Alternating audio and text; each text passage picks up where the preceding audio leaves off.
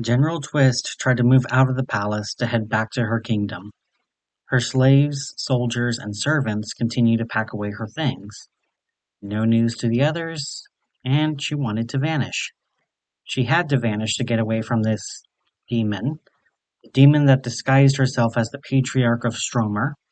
No one else saw this demon. Even when General Twist killed this demon, it simply appeared again and kept the general in a night terror all night. Now General Twist was certain it was time to leave and maybe scrub herself with salt water and head back home. Back home, she was certain she could find a priest, wise woman, wizard, shaman, or someone who could exorcise this demon. And in a deep part of her mind, she also saw this as an opportunity to take over Stromer. She would have to withdraw her forces from Cope, but she was certain that they were loyal to her over the Patriarch. She would be able to march her troops to Cipely, and she would burn down the entire city to the ground, purifying it of all evil, and she would be in charge of Stromer. Already she could taste blood on her tongue, and she could feel warmth in her heart.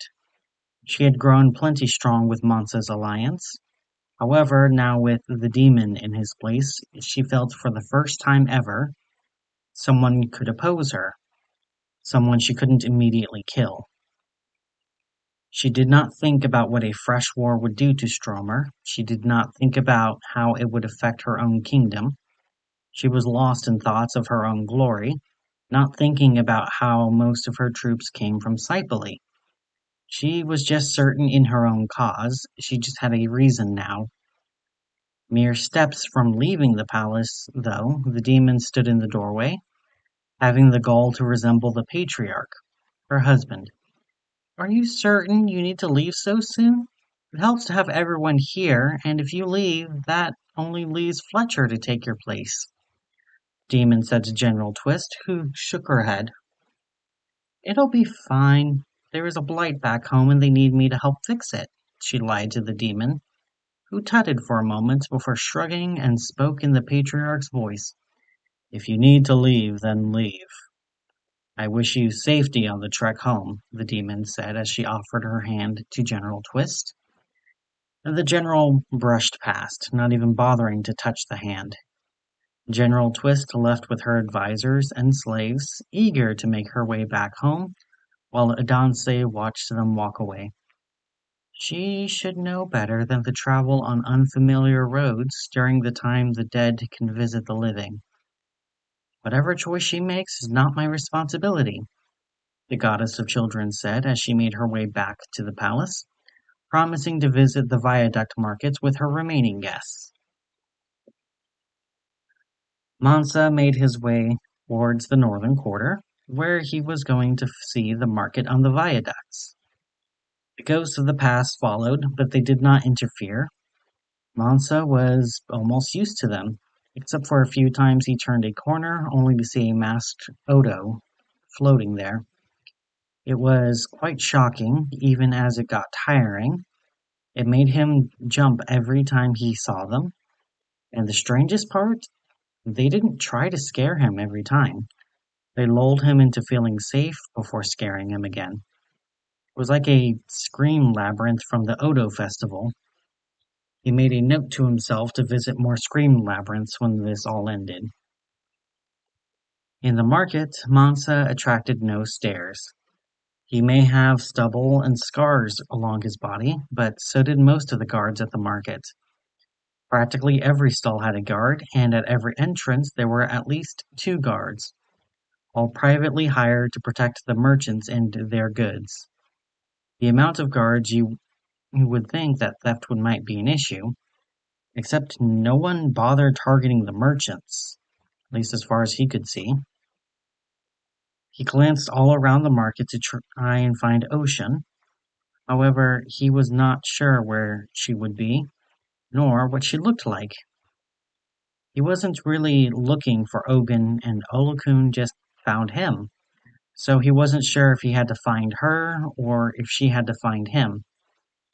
So he searched the market, and when was about to give up, he saw a woman dressed in white and gold, sitting on the edge of the viaduct looking down to the undermarket below. Mansa sat next to her, looking down, and she glanced his way. Her piercing over her eyebrow was not something he saw among high society, but it was the way she moved that convinced him she was a god. A few weeks ago, he never would have recognized a god among humanity. It was a lot like seeing a single golden coin among a pile of copper coins. The color is similar, the sound is similar.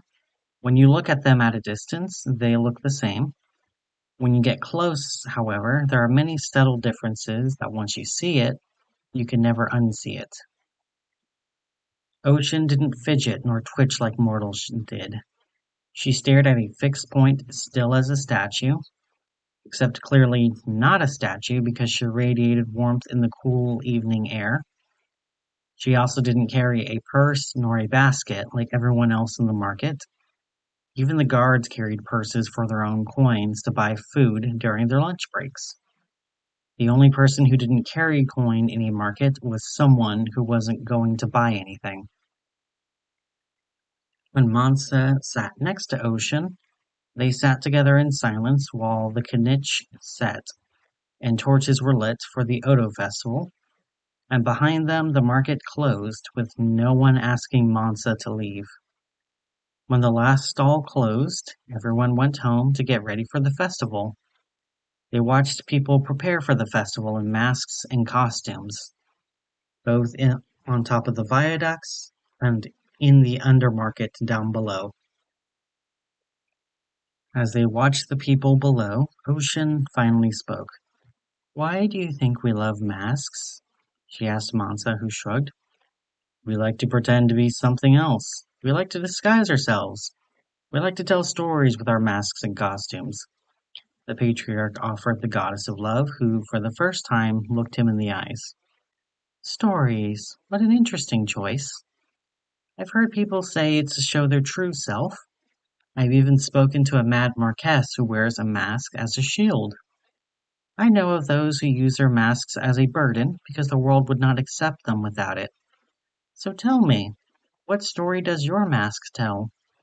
Ocean asked Mansa, who held his hand up to his face to make sure he was not still wearing a mask.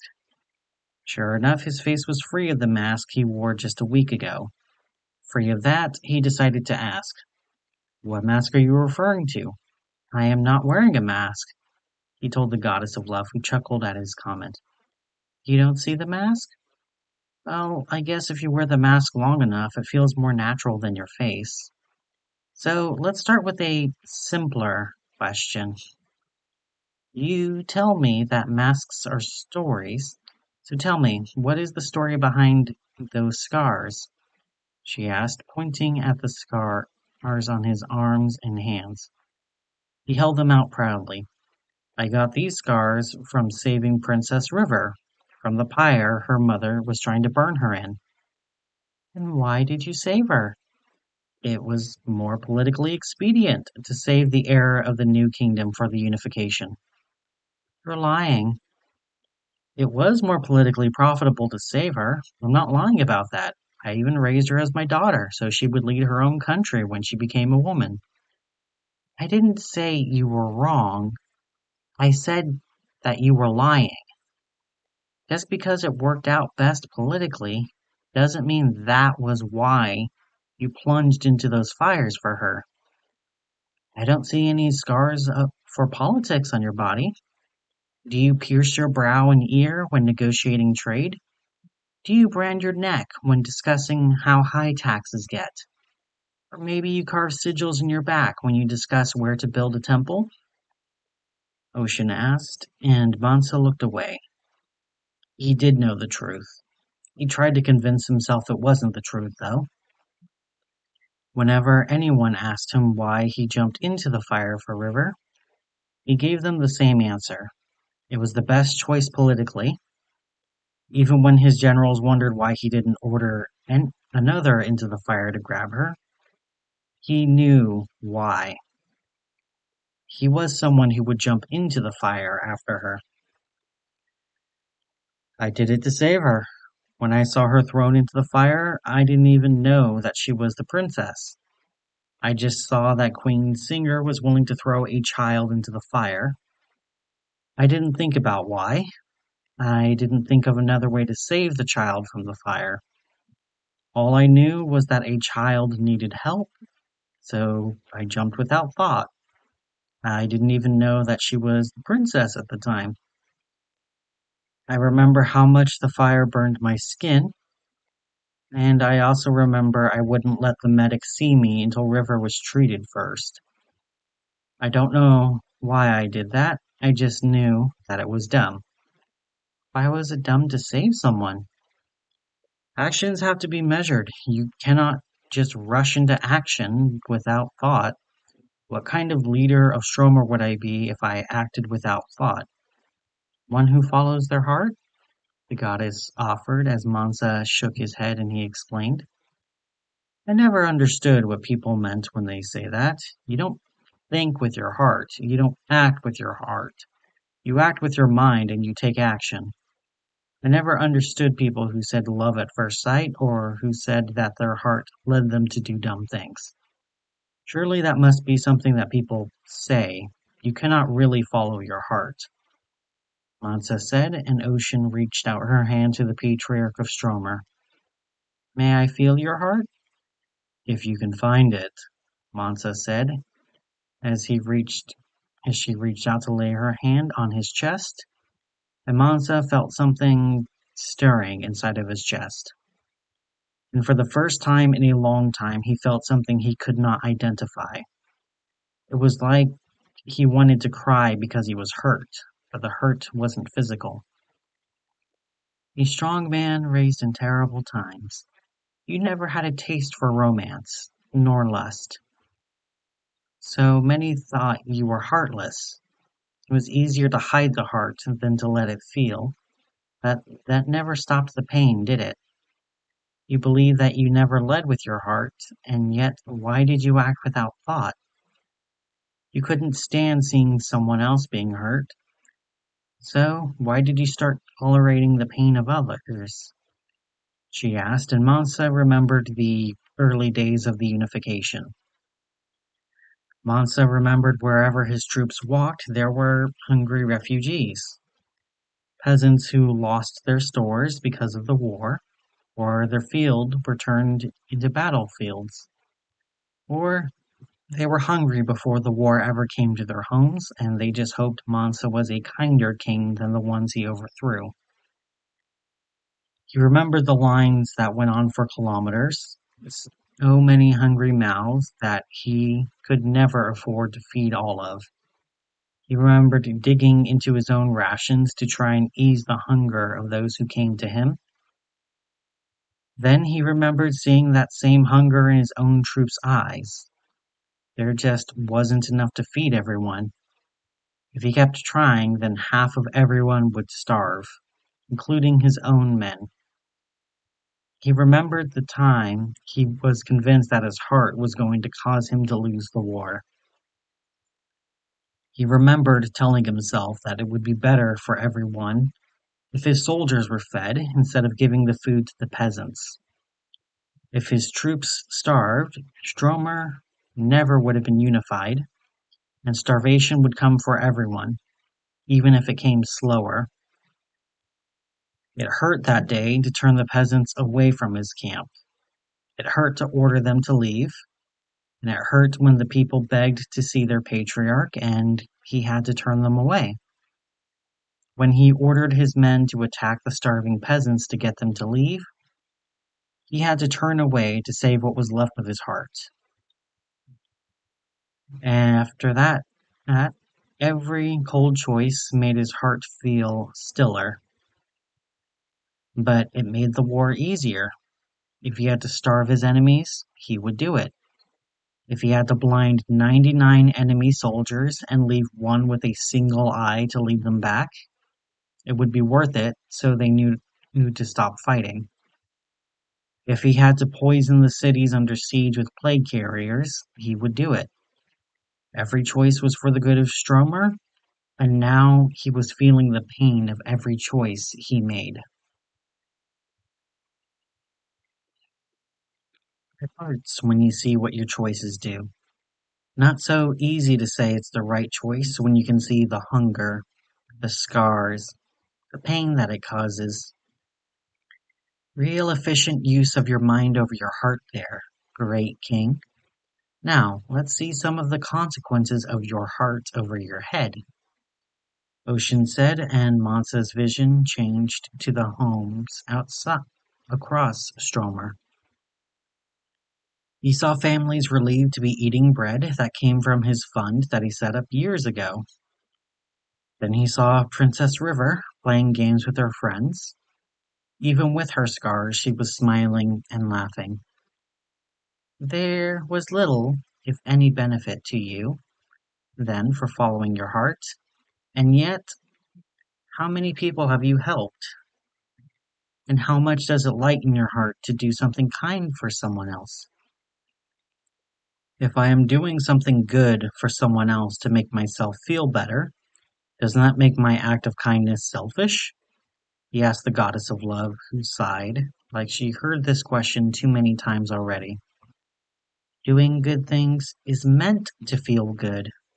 If you decide that doing the right thing has to hurt, and that only bad things can feel good, then you will train yourself to be cruel because you cannot comprehend doing a kind thing to someone else. Your own discomfort becomes more important than the comfort of others. Now imagine how backwards and cruel of a world you'd create if you decide to take comfort away from others for the sake of your own discomfort. There was silence before Mansa spoke. I was told by Olokun you could help remove my scars. I'm afraid you're a bit mistaken. I cannot remove your physical scars, nor do I have any desire to do so. Scars are stories, countless stories that make up your life, both stories that can be seen and stories that cannot be seen. While the scars fade, they don't go away. And while some scars can be seen and immediately judged, that isn't something you have to let define you. I am sure if you asked Princess River if her scars could be hidden, she would love that. But I am equally certain that if you took away the story of how her father saved her from the fire, that she would prefer to keep that story. As hard as scars are to bear, as hard as they are to see, as painful as they are when they're made, isn't it better that it's a scar, given a chance to close, than a wound that still bleeds? She asked Mansa, who sighed and looked out over the stars far above. It's all so overwhelming, so much pain, so much joy, so much of everything. I have no idea if I'm making the right choice or if I'm making the wrong choice. When I was following my head, I could think it through, but now I know that isn't the right choice either. And my heart bleeds so easily. I worry that I will be so generous that I will starve others with my generosity. Mansa said to the goddess of love, who looked up at the stars as well. And that, little patriarch, is why you may grow into a hero, but also why you won't ever be a god. Part of being a god is standing before the forces that would wash over you like an ocean and telling it to stop, to survive when everyone else would have died. To be so generous that you'd give your life without a second thought, as long as it helps even one more person. The point isn't to act without head, nor to act without heart. It's to act with both. To act with empathy and understanding. To have the knowledge to know when someone wants to take advantage of you, but to also be generous so you don't let your people starve. What your people need is the hero who jumped into the fire to save an infant. What your people need is the bureaucrat who set up the cura. What your people need is the pragmatist who created the lust fund. All of those people are you. What your people don't need is the madman who used plague as a weapon of war. What your people don't need is the miser who abandoned his men to fend for themselves when he no longer needed them. What your people don't need is the general who is willing to starve half a continent to feed their soldiers. I've already done those things. So ask yourself, if you're going to be the hero, the bureaucrat, and the pragmatist, or are you going to be the madman, the miser, and the general? Oshun asked as the two figures silently watched the falling stars. Even though this challenge was not physical, Mansa couldn't help but feel this one left him far more tired than even lifting all of the iron in Stromer had left him.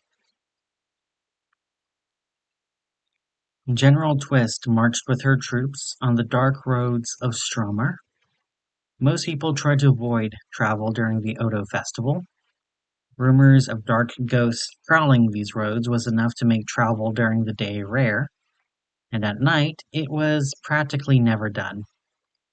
Except for General Twist, as she was willing to make it back home to her home kingdom. Far from Cybele, she was certain she would be safe from the demon. When the soldiers stopped for rest, General Twist went to her tent to sleep with her concubine from Barnum, or maybe Shoe, whose job was only to maintain her tent and warm her bed.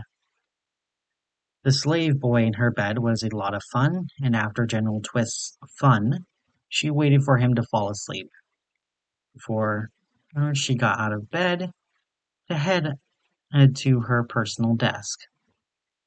Such a frivolous item would not normally be allowed on March, but she enjoyed the perks of being a queen as she examined herself in the mirror she kept in the desk.